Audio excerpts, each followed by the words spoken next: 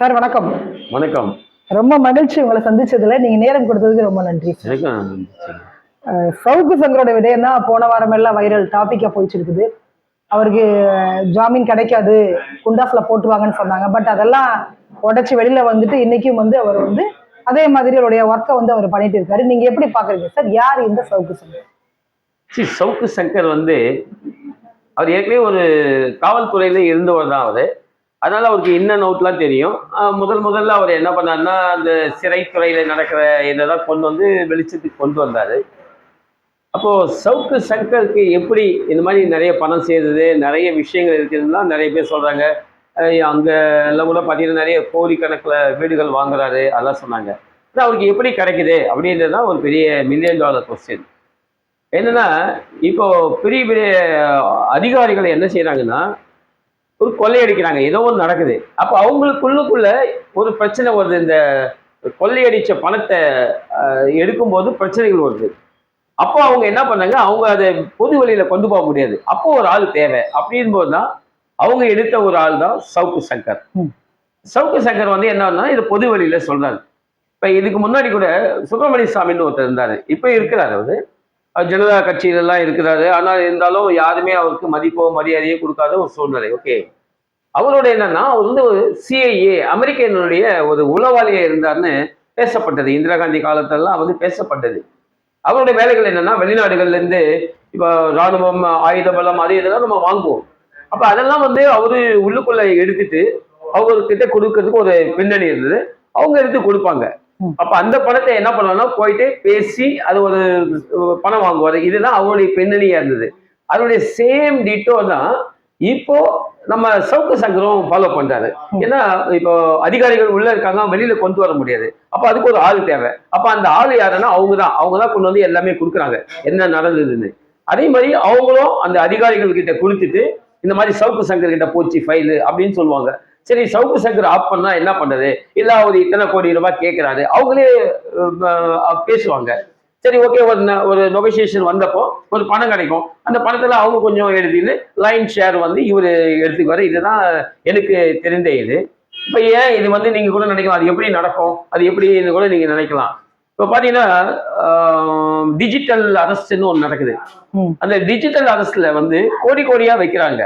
ஆனா டிஜிட்டல் அரசுல மாற்றவன் எல்லாமே பாத்தீங்கன்னா பெரிய அதிகாரி, ஐபிஎஸ், ஐஏஎஸ், வேற பிக் பீப்புள் எல்லாமே அரசாங்கத்தின் தொடர்புடைய ஆளுங்க தான் போய் மாற்றானுங்க. இன்னைக்கு கூட ஒரு ஆளு 7 கோடி ரூபாய் ஏமாந்துருக்காரு.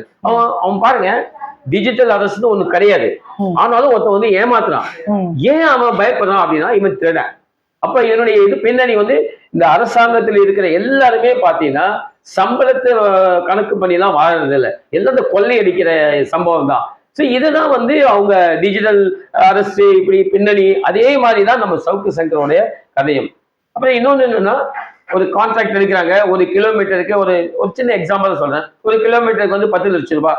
அந்த 10 லட்சம் ரூபான்னு சொல்லி யார் எடுக்கிறாங்க அப்படின்னா, அந்த அதிகாரிகள் அவனே ஆக்சுவலி பாத்தீங்கன்னா ஒரு 2 லட்சமா இருக்கும். ஃபார் எக்ஸாம்பிளுக்கு சொல்றேன், ஒரு கிலோமீட்டர் ரோடுக்கு 2 லட்சமா இருக்கும். அது 10 லட்சமா அப்படி ஜாஸ்தி சொல்றோம். அப்ப 8 லட்சம் ரூபாய் ஜாஸ்தி இருக்கு. அது 2 லட்சம் தான். அந்த 8 லட்சத்தை அந்த அரசியல்வாதிகளுக்கும் அந்த சம்பந்தப்பட்டவங்க என்ன பண்ணாங்கன்னா, ஒரு 6 கோடி எடுத்துருவாங்க. 6 லட்சத்தை எடுத்துருவாங்க. ஸோ பெரிய பணம், மக்களுடைய வரி பணம், மக்கள் கஜானாவிலிருந்து கொள்ளையடிக்கப்படுகிறது. ஸோ இந்த மாதிரி படங்கள் வரும்போது, பிரிக்கும் போதுதான் அந்த திருடர்கள் கூட்டத்துக்குள்ள சண்டை வரும். சண்டை வரும்போது அதை கொண்டு மிரட்டணும், அந்த பணத்தை எடுக்கணும் போதுதான் நம்ம சவுக்கு சங்கர் மாதிரி ஆள்கள், நம்ம சுப்பிரமணிய சாமி ஆள்கள் அதே சேம் ஃபார்முலா நடந்து வருது. இது திருடர்கள் இருக்கிற வரைக்கும் நடக்கும். ஏன்னா அந்த ஊழல் என்பது நிறுத்த முடியாது அப்படின்னா ஒண்ணுமே கிடையாது. நான் ஒரு 1 இயருக்கு முன்னாடி பிரதமர் அலுவலகத்துல ஒரு மனு கொடுத்தேன். என்ன கொடுத்தேன்னா, நீங்க டிஜிட்டல் கரன்சியா மாத்துங்க. இப்ப கான்ட்ராக்ட் எல்லாம் எடுக்கிறான், அவனுக்கு என்ன பண்ண, செக் கொடுக்குறான், போறான், அதுதான் நமக்கு தெரியாது. என்ன லிக்விட் கேஷ் எடுக்கலாம். டிஜிட்டல் கரன்சியா கொடுத்தீங்கன்னா எல்லாருடைய அக்கௌண்ட்டும், ஒரு 10 மூட்டை சிமெண்ட் இப்ப பாத்தீங்கன்னா ஒரு 5 லட்சம் ரூபாய் ப்ராஜெக்டர் அவன் 10 லட்சம் ரூபாய் கொடுக்குறான். ஆனா அதெல்லாம் நீங்க பார்க்கலாம், எத்தனை சிமெண்ட் வாங்கினேன், என்ன கல் வாங்கினேன், எத்தனை ஒர்க்மேன்ஷிப், இதெல்லாம் உங்களால தெரியும். ஃபார் எக்ஸாம்பிள் தான், நீங்க கூகுள் பேல நீங்க யாருக்கெல்லாம் கொடுத்தீங்களோ எல்லாமே இருக்கு. அதே மாதிரி டிஜிட்டல் கரன்சி அரசாங்கத்துல வர்றது டிஜிட்டல் கரன்சியா மாற்றும் போது இந்த ஊழலை ஒரே அடியா ஒழித்துடலாம். இதை வலியுறுத்தி தான் நான் பாரத பிரதமர்கிட்ட கொடுத்துருக்கேன். பட் ஆல்ரெடி நான் லாஸ்ட் மந்த் போனப்ப திரும்பி செக் பண்ணப்ப அவங்க என்ன சொன்னாங்கன்னா, ஆல்ரெடி நாங்கள் பிரைவேட்டுக்கு ஒரு ஆப்ஷனாக கொடுத்துருக்கோம். எல்லாருக்குமே வந்திருக்கு. எல்லா மக்களுக்கும் நீங்கள் டிஜிட்டல் கரன்சியாக நீங்கள் பார்க்கலாம் அப்படின்ற மாதிரி ஒரு ஆப்ஷனாக கொடுத்துருக்காங்க. ஸோ இந்த பட்ஜெட்ல வந்து அதை ஃபோர்ஸ் பண்ணுவாங்க. இப்போ இத்தனை ஆயிரத்துக்கு மேல நீங்க இருந்தீங்கன்னா கண்டிப்பா டிஜிட்டல் கரன்சியா கொடுக்க வேண்டும் அப்படின்ற மாதிரி ஒரு மாற்றத்துக்கான ஏற்பாடுகள் இருக்கும்னு நான் நம்புறேன். நான் அது வந்தாச்சுன்னா ஊழல் இல்லாத ஒரு இந்தியாவா மாறும். அடுத்தடுத்த நிலைமைகளுக்கு நம்ம நாடு முன்னேற்ற பாதையில் இருக்கும். சார், இப்போ சவுக்கு சங்கரை பொறுத்த வரைக்கும் ஆளுங்கட்சி எதிர்த்து யாரும் பேச முடியல. அந்த இடத்துல சவுக்கு சங்கர் இன்னைக்கு துணிச்சலாக கேள்வி வைக்கிறாரு. அதை விட்டுட்டு அவர் எவ்வளோ கோடி சொத்து சேர்த்தாருன்றதெல்லாம் ஏங்க நீங்கள் பேசுகிறீங்க அப்படின்ற மாதிரி ஒரு டாபிக் இருக்குது. இல்ல இப்போ சவுக்கு சங்கர் கொண்டு வராரு, எல்லாத்தையும் கொண்டு வர அடுத்த கட்ட நடவடிக்கை என்ன? இப்போ சவுக்கு சங்கருக்கு வந்து தெரியாத ஒரு இது கிடையாது.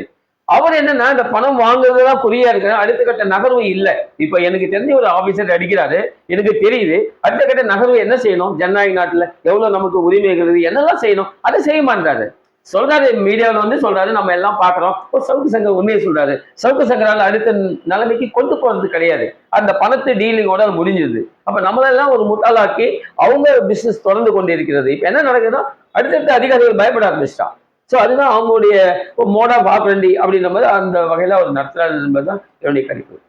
இல்ல சார், இப்ப நீங்க ஸ்ரீமதி வழக்காக இருந்தாலும் சரி, தூத்துக்குடி துப்பாக்கி சூடாக இருந்தாலும் சரி, நிறைய விடயங்கள்ல பார்க்கும்போது இவர் ஆப்போசிட்டாவே இருப்பார். நாமெல்லாம் ஒரு பக்கம் நிற்போம், இவர் ஒரு பக்கம் நிற்பாரு.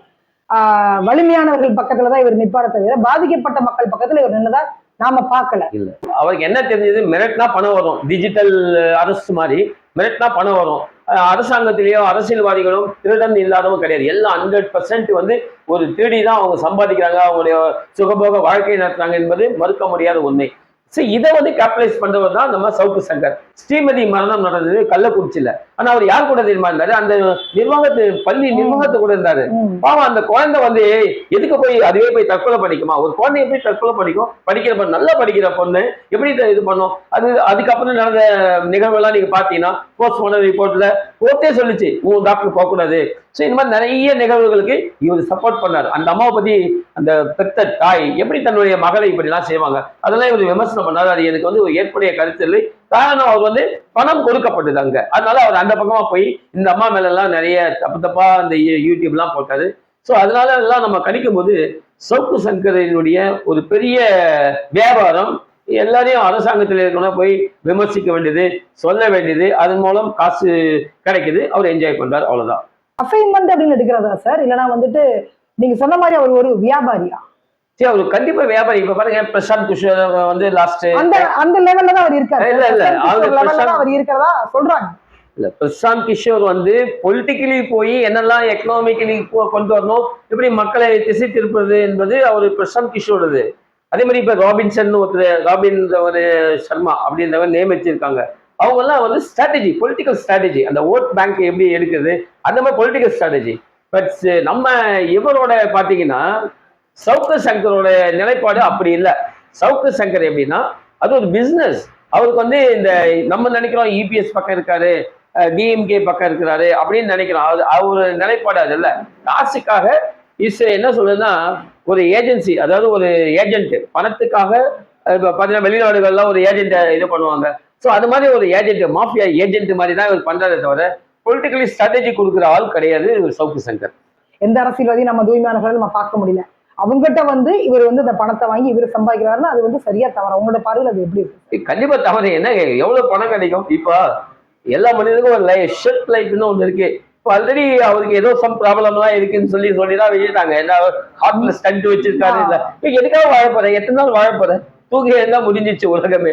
அதனால இனிமேல் மக்களுக்கான ஒரு இதுவே நீங்க கொண்டு போங்க. நீங்க இது வரைக்கும் நீங்க சொன்ன ஒரு ஆள் கூட ஜெயிலில் இல்லை. நீங்க தான் ஜெயிலுக்கு போயிட்டு வரீங்க. நீங்க யாரெல்லாம் விமர்சிக்கிறீங்களோ அவங்க யாருமே சட்டத்தின் உள்ளுக்குள்ள வரவே இல்லை இதுவரையிலும். எல்லாம் ஏதோ வந்து பண்றீங்க, மிடில் மேனா இருக்கீங்க. நீங்க வந்து கான்ட்ராக்டட் ஒரு ஏஜென்ட் மாதிரி இருக்கிறீங்க. சொல்ல போனா அந்த மாஃபியா கேங்க் அதனுடைய ஒரு தொடர்ச்சியை தான் நீங்க செய்யுங்களே தவிர ஒருத்தரைக்குமே சட்டத்துக்கு முன்னால் நிறுத்த முடியல, உங்களால சொல்ல முடியல என்பதுதான் என்னுடைய கருத்து.